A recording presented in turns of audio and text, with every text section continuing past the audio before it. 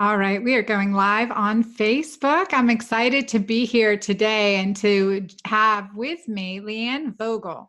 I have known Leanne for a while now, and let me tell you, she has been in this keto space as healthful pursuit for quite a while. She's come out with Keto for Women, and I love her. I'm endorsed her book fully, and we're going to talk about this today and how it's a great marriage with the hormone fix, y'all. So if you have one and not the other, get the other. And if you don't have either, get both. They're perfect together. So the hormone fix and keto for women, we'll talk about that. And I'm excited to be recording this couch talk with Leanne. A little bit about Leanne. She, as I mentioned, is the founder of Healthful Pursuit and Happy Keto Body.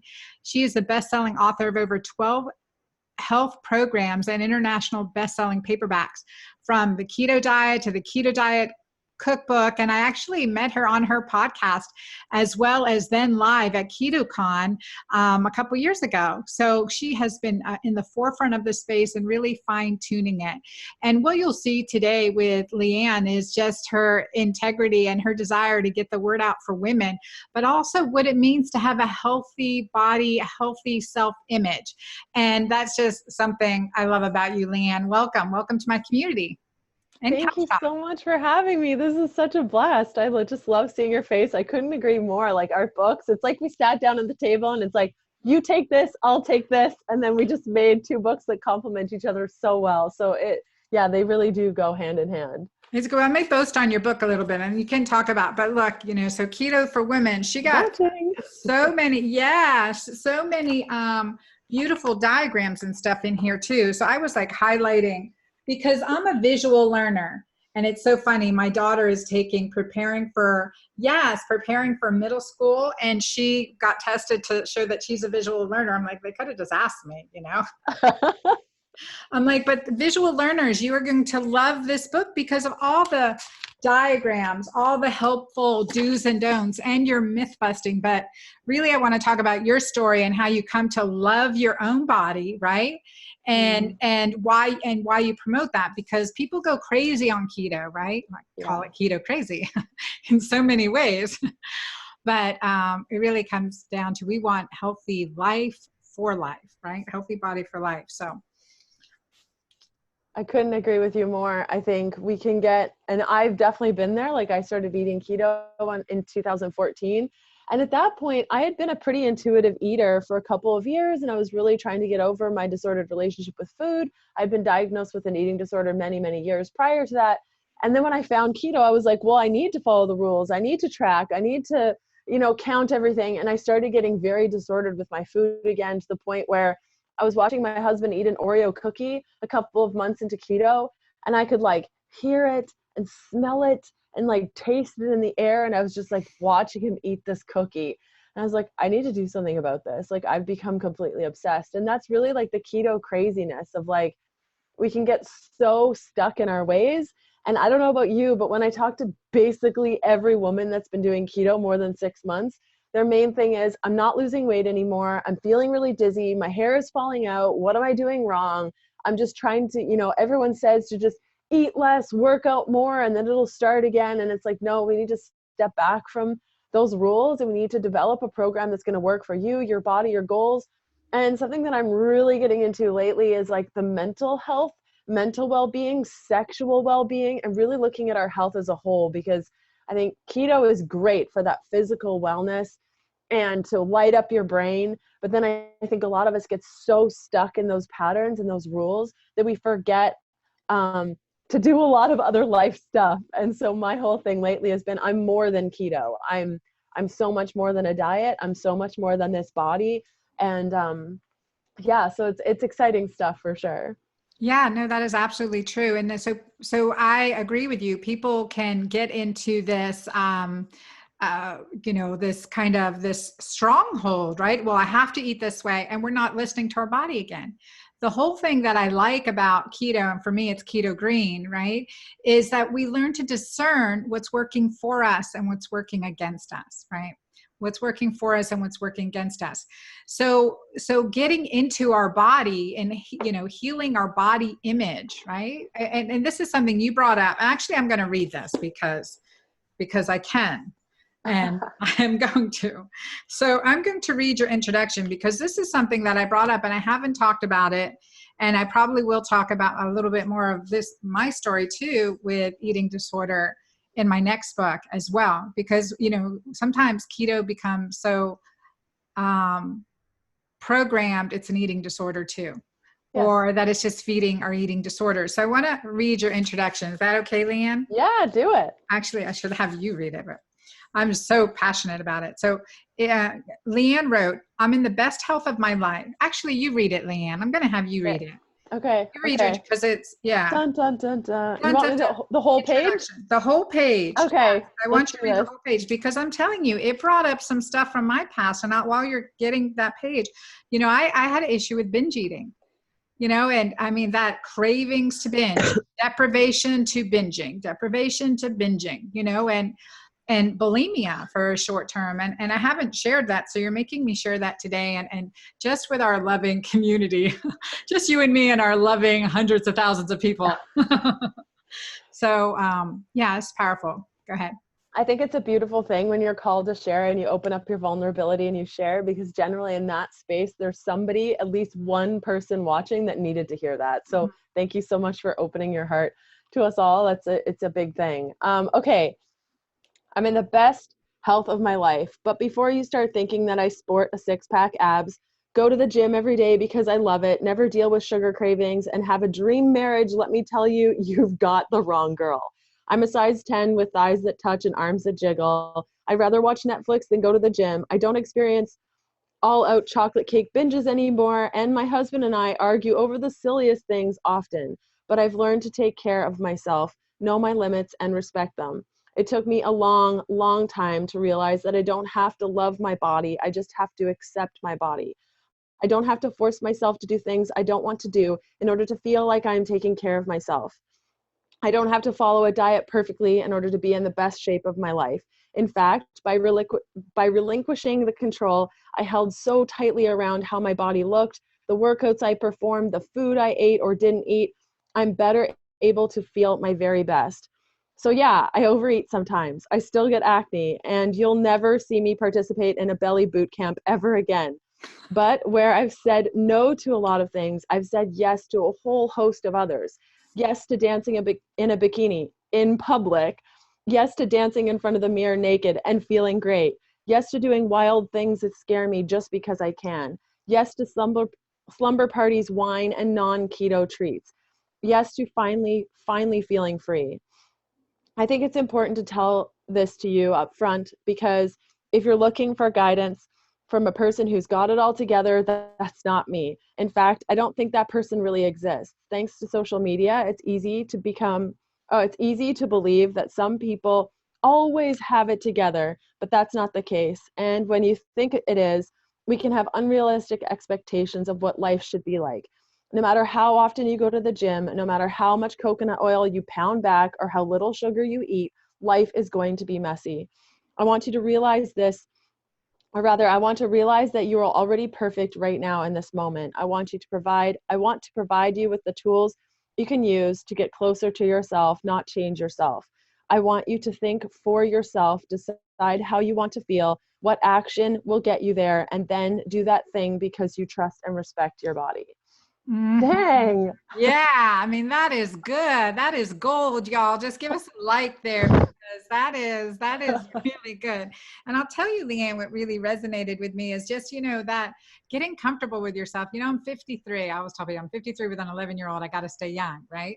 So I'm 53, and you know, these things like, you know, thighs touching, arms jiggling, you know, I look at videos of myself and I just want to laugh. And before I would have been horrified. Do you know what I mean? And I think that's the whole thing, is bringing humor to us, bringing humor into our life, being able to laugh at ourselves. And so it can relate, you know, being a healthy size 10, healthy size 8, whatever we are, and be able to recognize the healthy, right? The healthy component, because that's key too. And we're not just saying I'm eating a healthy lifestyle. We're measuring, we're testing, we're looking at our lab work. We're looking at, you know, how is our energy level? How are we doing? doing how are we living our days? What is the quality of our relationships?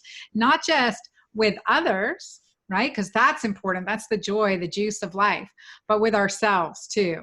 Yes, With ourselves. completely. And another piece that kind of like brings it all together that really helps me understand what health is, behaviors. Really, it boils down to behaviors. And every time I do a little something, or I think a little something, or I hang out with somebody, or anything, even down to the slumber parties. Like I had a slumber party last weekend, and like, I asked myself Girl, you're before. inviting me to the next one. I'm just saying, I'm coming. Debauchery, that is crazy.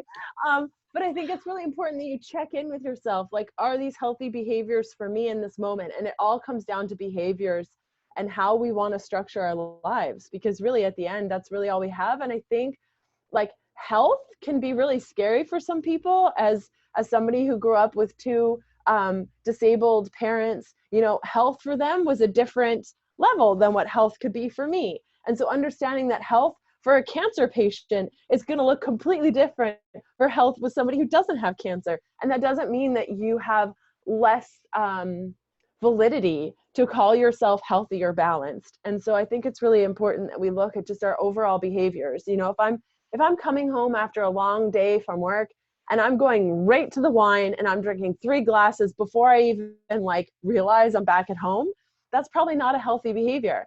But if I come home and I pour my wine and I put on music and I'm shaking my hips and I end up drinking 3 bottles or glasses or whatever of wine. There we go. I've been there. Then I see that as being a healthy behavior. Like you're conscious and you're making conscious choices. And so it goes a long way for sure. Well, and this is where, I talk about indulgences in my programs. It's always about feasting and fasting, right? There's keto green 80% of the time, feasting 10%, fasting 10%. So indulgences are okay. Indulgences are okay. Like that strict deprivation to lead us up to binge or cravings or feelings of self-denial, that's not healthy either. That is not healthy either.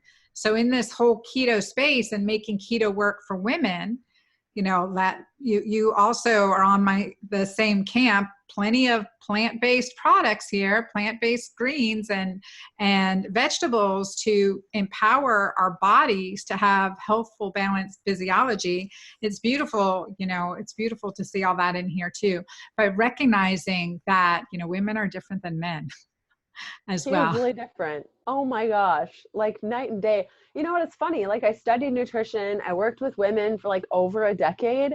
It wasn't until I started keto and my husband started keto around the same time, like about a year later. And I was like, whoa, your experience is totally different. Completely different. And so I think it's really important that we honor ourselves and our process and our hormones and making sure that we're giving ourselves what we need.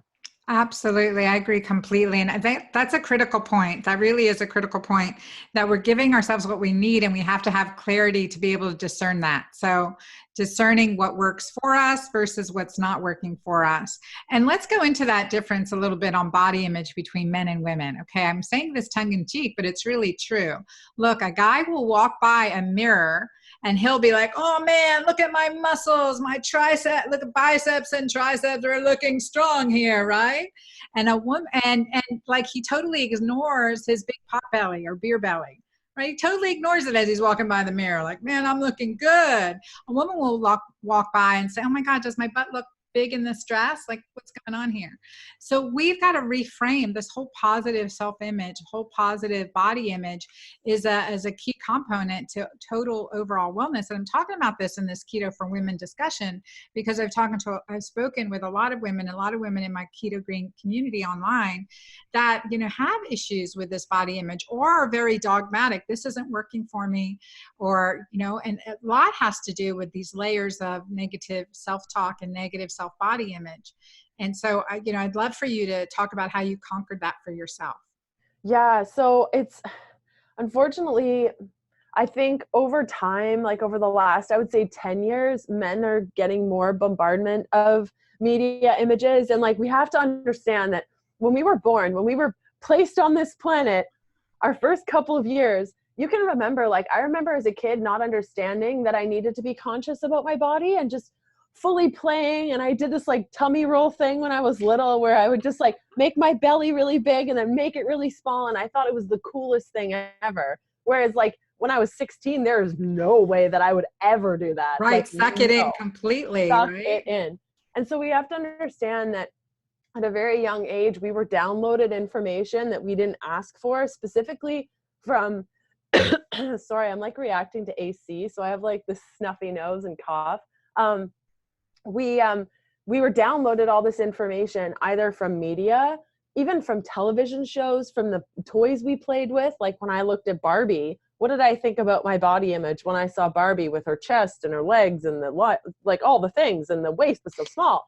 And we don't think about that. We don't think of what we're subjecting ourselves to at that age. Our parents probably aren't thinking about it either. Down to, my very first memory that I have about the fact that when I have a smaller body, I get more awesome things, was when my mom hit her 20-pound weight goal with Weight Watchers. And she was so excited, and my aunts came over and we made her a big poster and we had a big party. So I thought, at that age, I think I was maybe 6, if I lose weight and I look beautiful, I'll get a party. So that was a really, really big deal for me. I got to take a break. I got to call. Yeah, that's okay. And I'll lead on in here because it's so true. Those images that we're getting, the positive, that weight loss, focusing on weight. And it's something I've made a really conscious effort not to do with my girls. I have 4 daughters. And so I've made a conscious effort not to focus on body image as much as possible, especially when I was losing weight, when I lost 80 pounds and trimmed down, right? And so that's been a challenge. I will say, I think my daughters, thank goodness, have really positive body images for the most part, maybe even a little bit too positive. I have to tell them, stop walking around the house naked, get some clothes on. Like, what are you doing? So that's a good thing. It is a very, very good thing. And so for me, it was really about detaching myself from media. It's been very helpful because I live in the forest. Well, I used to live in the forest. Now I'm on a boat, and I have these like periods of time where I'm not connected to anything, and I'm not connected to social media, and I don't have to worry about how my body looks. But it was interesting. I was in a bathing suit in the middle of nowhere, and I had so much stuff that I was dealing with. Like, what if somebody sees me, and what if somebody sees my belly, and what if there was no human around for days? We sailed for days. And so it's a really interesting concept to kind of look at what were our first memories of our body, and how did our body look in that point, and how did we feel about our body before that point, and how can we adjust back to that playfulness where I can move my belly in fun ways, where I can wear a belly top in public or in an interview and not worry about the way that I look or feel. That's a super powerful thing. And I think we can all do that. It just comes from a place of working through that shame and understanding, like, honestly, nobody cares about our body. Like, so many people are so wrapped up in their own stuff that nobody actually cares about your body. The only person that cares about your body is you, and you have the power to adjust that. And so it's taken me years to get to the point where, I still have these inklings, like, if I'm in yoga class and I'm wearing shorts and a bra and my belly does something weird, I'm like, oh, look at those rolls right there. Isn't that cool? But, if I didn't have those rolls, I wouldn't be able to stretch because my skin wouldn't stretch that way. So it's like understanding, like, those rolls are there, so when I'm standing up straight, I can stand up straight. Or, when I realized that I could never be a size 0 because I'd literally have to cut off one of my hips. Yeah, exactly, right? That size. And so it's taken me years to get to the point where I'm just very comfortable in my body, and that is much easier done when you just block out all that noise. And it might not be moving into the forest for you. It could be just removing certain social media people that when you see them on Instagram don't make you feel good. Like, why are we following people that don't make us feel good? Why are we doing that? So going through, cutting out people that don't make me feel good, cutting out friends that no matter how much I say, I don't want to talk about diets, I don't want to talk about my body, I don't want to talk about how I've lost weight or gained weight or how you've lost weight or gained weight. And if they don't respect that, I don't want to spend time with them. And that is the strongest form of self-care, is saying no and understanding that no is a complete sentence. You do not need to describe how you're feeling. You don't need to validate anything. You can just say no. Like, I'm worthy of so much more than this, and I don't want to be around this energy. And a lot of people say, oh, that's so hard because it's my aunt, it's my mom, it's my dad, it's my sister. I've been through that. I've cut out actual family members from my life because I can't be around that energy. And it's hard, but at the end of the day, I knew that I wouldn't be happy if I couldn't distance myself from that energy. And it might not be like that for you, but it definitely was for me. And I feel so much better because of it. Well, that's key. Again, discerning what's working for you and what isn't. And it may not be for the life, right? Because you're establishing healthy boundaries for yourself, right? Exactly. That's a really big thing. You have to set up healthy boundaries for yourself. It's like when we're around people that take us down a road that is negative for us or has consequences for us, negative consequences, we can't keep going down that road, no matter how much we love that person. We have to set up some healthy boundaries, like tough love situations, and say, this isn't good for me. And if you respect me, and I would appreciate you to respect that if we can talk about anything else but this angle of conversation. Okay. And that's important because so many people don't realize how often they're talking about body image or really superficial crap, right? We want to get deep and, we want to get into deep stuff, right? We want to really understand our souls, our connections, our missions in the world. I mean, we're here really advocating for a wide body of women. And so we have to dig deep in order to have authentic community. And I love seeing that develop. And I think that's so critical, that, authenticity, being honest with what we will and won't allow, as well as what we will and won't tolerate. I mean, that's huge. And I like how you said no is a complete sentence. Exactly. No is a complete sentence. Done. No. Yeah.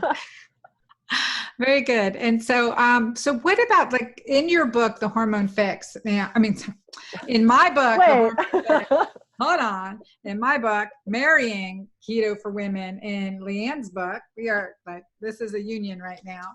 I want to talk about you go into whole part 3 is this healing your body section. And I love that. I love how you've put in your images because they're joyous, they're fun, they're healthy. We're not stick figures on keto. You and I are not stick figures on keto. And I'm happy with my body at 53. Could it be one way or another? Sure. But I'm happy with my body at 53. And so that's a big thing. So I love how you go into healing your body, and you do touch on, the mind and body aspects too. So talk about, that section of your Keto for Women. Totally. Yeah. I've been both on the spectrum of being a stick figure and then being a plump, voluptuous woman. And I think it really comes down to, like, I'm Leanne and I have a body, regardless of what that is. Yeah. Well, Yeah. So when it comes to part 3, I start by talking about healing your body by understanding restriction versus choice. What's holding you back from moving forward? Because I think a lot of us have the ability to be that person we've always dreamt of being, but it terrifies us so much that we specifically sabotage our efforts because we're scared of having that life. And usually... Hey, Leanne, 1 second. Put your thumb into your palm right here and press in. Okay. And just breathe from your nose real deep. And exhale fully from your mouth. And do it 3 times, my dear. Press hard right in here. Hey, it's working. Oh my gosh. It's the AC. Oh, you're magic. This is just traditional medicine thing. Somewhere I learned it along the way. And you can do it in your foot too. The same thing. The solar plexus in your foot, just push in and let those airways open up. Maybe it's Thank you. I don't know, but yeah. Good. Well, so much better. Thank you. You're It's welcome. funny. I felt so sick a couple of days ago and it was just all in the head. And now I'm just dealing with like the flush out. I find, especially working through this work, like talking about fear and self-doubt, when I up level, like when I bust through a new blockage, I get sick until I'm not sick anymore. And then I'm totally fine and a new human. So it's funny. I've been getting sick every 3 to 6 months. And every time I have this realization and it just up levels me, it's really interesting. So talking about fear, self-doubt, and we do these things and we sabotage ourselves just because we're afraid of what life would look like if we were to move beyond that. So a lot of the times women will get started on this keto thing and they'll be doing really good. And then all of a sudden they'll fall off the quote unquote wagon and say, I don't know what happened. I just need to try harder. 9 times out of 10, it has nothing to do with trying harder or doing better. It's all because we don't believe in ourselves and we're terrified of the person we'll become, who doesn't have those fears, who doesn't have those relationships that are holding us back, who says no as a complete sentence. And so that piece is all about getting beyond our limiting beliefs. I talk a little bit about shadow beliefs in a way. I don't call them shadow beliefs, but I've really been working through a lot of shadow stuff recently where like we all have that little bit of darkness, a lot of darkness inside of us of like fears and limiting beliefs and a lot of things. And for me, it all stems down to, and for a lot of women, this is the same. I am not enough. I am not enough. I do not have enough. I couldn't possibly be enough. And that lack of abundance, both in our ability and the energies that we have in our lives. So I talk a lot about that and understanding our why behind things. So a woman will say, I want to lose 50 pounds. And I'll say, why? Because I think I'll feel better. Why? Well, because my pants won't be as tight. Well, why? Why is that important to you? Because I'll feel more comfortable. Why? Well, because, you know, at work, I don't feel comfortable. I feel less than. Why? Well, because I feel, and you just keep asking Keep why, going. why. And then it turns out that, you know, she's not happy in her marriage because her husband hasn't touched her in 25 years or her partner hasn't touched her in 25 years. Mm-hmm. Okay, so you associate weight loss with your partner now enjoying being around you physically. You know, like that's a big thing. And so when you start to lose weight, all of a sudden, you know, you're thinking maybe your partner will touch you and they don't. And it's been so long and there's this awkwardness and this shame around it. And so then you sabotage your diet because you're not ready for that movement. And so there's a lot more to this than counting your macros and looking at your calories. It was actually an image on Instagram that I shared yesterday. Count your orgasms and not your calories. I love that. Of course, I love that, right? Like orgasms increase oxytocin, the most powerful hormone, whatever we can do. Yes, exactly. And so I think it's really important that we understand that there's so much more to this than weight loss. There's so much more to this than macros. And yes, the ketogenic diet is super powerful, will change your life. But if you're not willing to put in the work, you'll only go so far because those limiting shadow beliefs will constantly be behind you, ready to sabotage your efforts. And you need to work through that in order to gain the life that you've always wanted.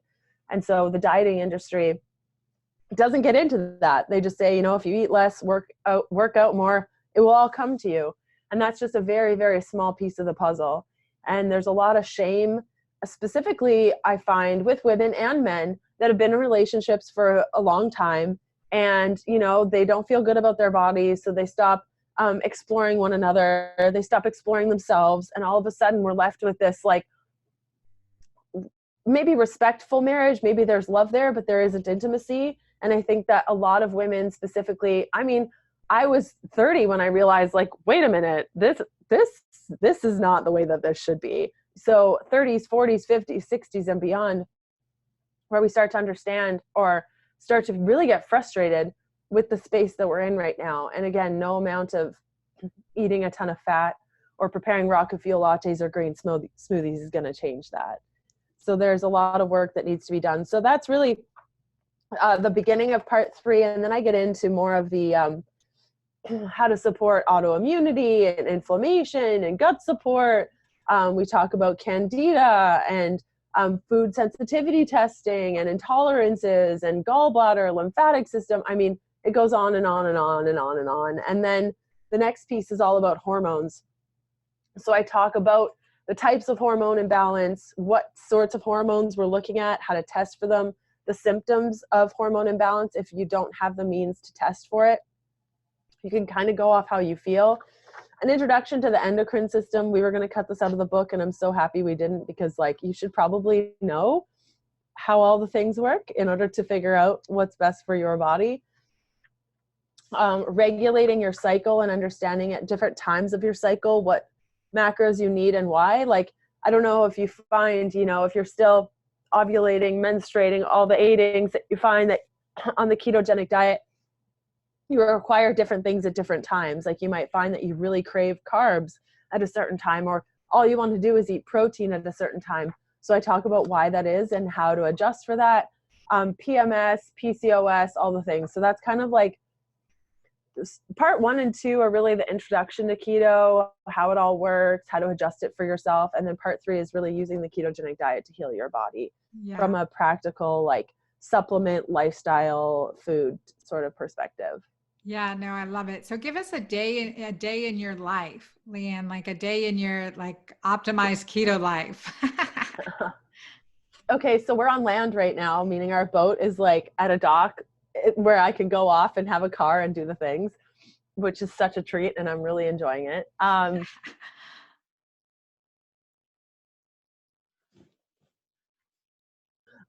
day in life. So wake up, a times that water has activated some big things. So I'll take my probiotics, and then I will go to a yoga class generally in the morning. So I'll start the day yoga.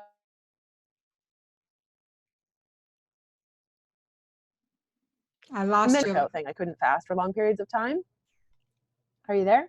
Yeah, I lost you a little bit there. So you started your day with water, then you did yoga, probiotic. Did I make that up? I think we did. Yeah. So I start the day with water. I take my supplements, my probiotics, specifically my vitamin B. Then I'll go to yoga class. I'll come home. It'll be about noon by the time I get home and get started with my work day. I'll work for a couple of hours and then usually break my fast, generally with like a snack plate. I've been really into snack plates lately because it's summer and, you know, you have all the vegetables and meats and fats, and I'm dipping things and just picking at things. And I find I eat less that way because there's just a bunch of little picky things than sitting down and having a meal. So I'll have that, drink a bunch more water, and then I'll usually have dinner around 7 p.m. So lately my eating window's been, I don't know, 6 to 8 hours, sometimes less. And then there's other days, like a couple days leading up to my period, where I'll be having breakfast, lunch, dinner, snacks. Mm-hmm. Like I need that. But generally speaking, I eat a lot of vegetables, a lot of fats, and a lot of meats. It's pretty boring. I also do eat out a lot. Like we go to restaurants at least 5 times a week for dinner, because we are on land and it will be going away, to the point where, you know, my life on the water when we're not around other humans is kind of the same, only I'm doing yoga by myself and I'm swimming a lot more. I'm naked a lot more, and I'm around a lot of private beaches a lot more. We do a lot of walking, sunbathing. When we're out cruising, and you can do this at home too, I just prefer it when we're out cruising, I'll sit in Sphinx pose, if you're familiar with that yoga pose. Basically, you're on your stomach and your hands are like this, so your chest is open, and I'll watch the sunrise that way. And it really, really stimulates my energy. Like it gets me going. Sometimes I'll do smoothies. Like if I really need a boost, I'll add some exogenous ketones into that smoothie, but it's a pretty rare thing. I've really gotten into like the picky plate in the morning. Morning, it's like 2 p.m. And then some sort of dinner, which usually involves meats. If I'm doing a carb up, my favorite carb up item is either cassava or sweet potatoes. Sometimes apples, but pretty rarely. So yeah, it's a lot of yoga. I also salsa dance and do bachata. So if I'm doing that, I usually enjoy having fat bombs before class. I just find that that's helpful for my energy. I don't overthink it. I used to lift a whole bunch way back in the day, where I had to really pay attention to what I was doing, how I was doing it. And like I said in my intro of the book, like I just don't have time or energy for that. And I find, you know, a good salsa class where I'm really moving it feels just as hard as when I was deadlifting. So yeah, I think I've really made it not about food anymore. I was having this conversation with a friend recently and she said, "Oh, I live to eat. I just love eating and I love, looking forward to eating." And I'm like, "Nah, food, nah." And a couple of years ago, I was obsessed with food and obsessed with making food, smelling food, talking about food. Now it's sort of this, it's not an inconvenience, but it definitely slows me down so I don't think about it too much. And for me, that is such a gift. Yeah. I Well, it's love giving that. you freedom. There's a freedom. And again, stages in our life, different places in our life, different settings, right? From cycles of our monthly cycles to if we're menopausal to what's happening in our life. We're raising children, we're busy, we're wearing 5 hats on this one head, and like how we can work in the self-care into our routine, these principles that really work. For me, like I pretty much like to eat dinner by 6 p.m. and break fast by 10 a.m. And for me, that works the best in maintaining weight, energy, and my schedule. Because I'll work out in the morning and then break fast. And so mostly, but I'm like you, I mean, yeah, I'm not really fond of the gym. So, Sometimes, yeah. like what's that? But doing things you like, doing things you enjoy, and that makes the difference. So I think we can all commit listening right now onto this couch talk, to commit to doing things that you love and really playing with keto for you, keto green, right? We want to really be keto green, and playing with that for you, what it feels like for you, discerning, like if you've hit a wall, why? What's your body telling you? What's going on? Why is your energy plummeting? In both my book and Leanne's book, we talk about other things that could be getting in the way of your success. And that's really critical, from toxins to hormonal imbalance to, mindset. And then we'll commit to empowering oxytocin, which it sounds like you're getting a lot of oxytocin on that boat. So where in the world are you now? We are in Fort Lauderdale. We're just preparing for my book tour that starts August 20th. So we're here back stateside where there's food and humans. It's kind of Awesome. nice. Are you going up the intercoastal? No, our boat can't fit. Okay. With it, because we're at St. Simon's Island. We've Yep, got ocean. If you're ever this way, you got to come stop by. deal. That would So be lovely. Yeah, we can't fit under most of the bridges on the intercoastal. So we do the can't do ocean it. side and kind of Do like the ocean. duck in. That works for us. That works for us. We've got the ocean marina. So yeah, come visit Leanne. Now tell our audience, other than when Leanne comes to visit me on St. Simon's Island on her boat, how can our audience get in touch with you, and where can they get your book? So Yeah, so you can find me at healthfulpursuit.com. That's my blog. I have a podcast, the Keto Diet Podcast. And you can find my book at ketodietbook.com. All 3 books are there, and you can decide which one is best for you. And I'm going on tour starting August 20th. You can find more details at ketodietbook.com /tour. Am I missing anything? Healthful Pursuit.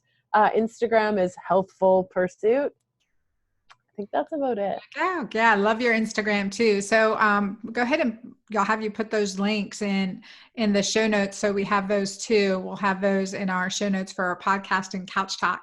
And Leanne, and for our viewers and listeners, I want to thank you so much for being part of our community, and go right, like give your body a optimize into keto, at least periodically. And Leanne talks about this too, cycle in, cycle out, right? Challenge your body. We want that metabolic flexibility. We find that's really important. Women do keto different than men.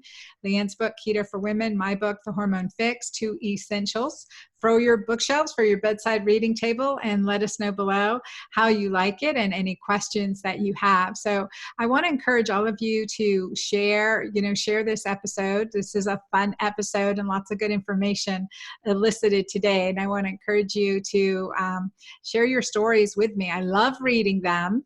So keep it up. And thank you guys for being with me, and I will see you next week.